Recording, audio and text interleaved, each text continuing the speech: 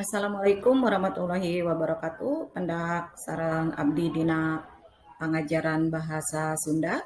Nepangkeun abdi Damis Dewi Sundani baris ngabahas ngeunaan resensi film.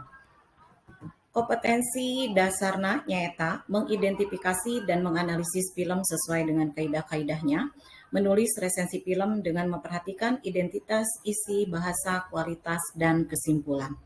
Tujuan pengajaranna nyaeta hidup bisa ngaidentifikasi jeung analisis resensi film, hidup bisa nyebutkeun tujuan ditulisna resensi film, hidup bisa nataan aspek-aspek nu kakandung dina struktur karangan resensi film, sarta hidup bisa nulis karangan resensi film kalawan ngagunakeun basa Sunda jeung ejahan anu bener. Naon sih anu disebut resensi?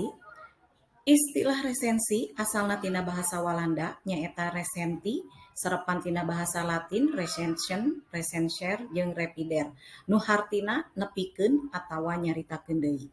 Kiwari, resensi teh dihartikeun karangan atawa pedaran nu eusina ngajen atawa meunteun kana hiji karya seperti buku, film, atawa pintonan drama jeung musik atawa konser. Tujuan ngaresensi diantarana nyaeta mikaweruh ngeunaan kaunggulan jeung kahengkeran film anu diresensi, maparin gambaran anu rek lalajo ngeunaan film sacara singkat, sarta ngasongkeun saran atawa kritik ka sutradara film ngeunaan karya nu dihasilkeunana.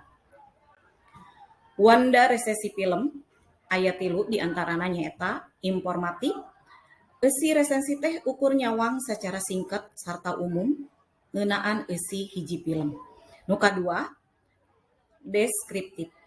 Nyaeta eusi resensi teh nyawang atawa ngabedah film secara detil per episode. Nu katilu kritis, eusi resensi teh mangrupa dadaran anu taliti, ngagunakeun metode kailmuan sarta ngagunakeun sikap kritis anu objektif dina nyawang eusi film. Sistematika nulis resensi film diantarana aya judul film, identitas film, kasang tukang, sinopsis atawa ringkesan eusi film, kaunggulan, kahengkeran, kacindekan, kritik, jeung rekomendasi.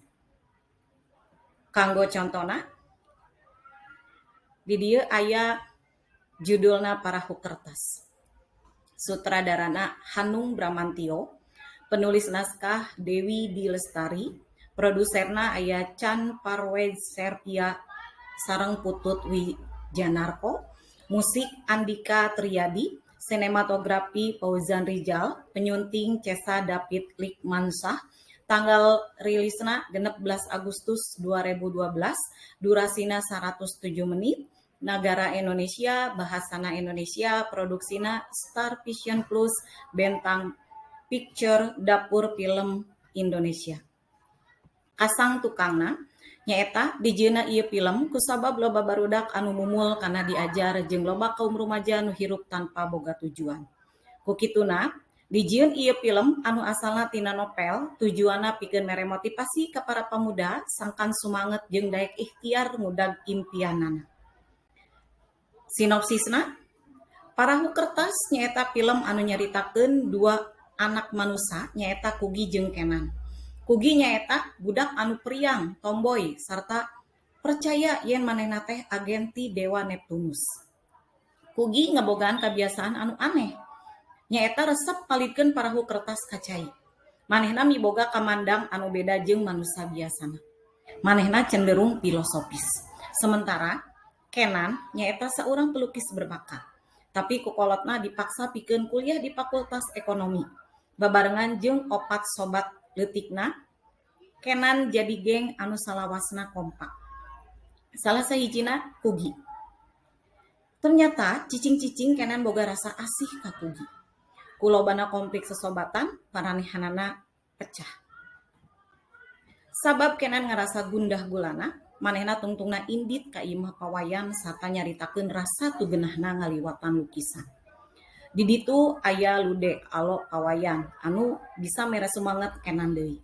Sementara saanggeus Kugi lulus sidang, kakak Kugi ngabantu manehna magang di biro iklan advokado milik baturanana nyaeta Remi. Prestasi Kugi anu hade akhirna narik perhatian Remi. Kaunggulan film ieu nyaeta Setiap karakter anu dihadirkeun dina carita bisa diperankeun kalawan hade. Sarta loba hal anu bisa dicokot jadi pelajaran dina film ieu.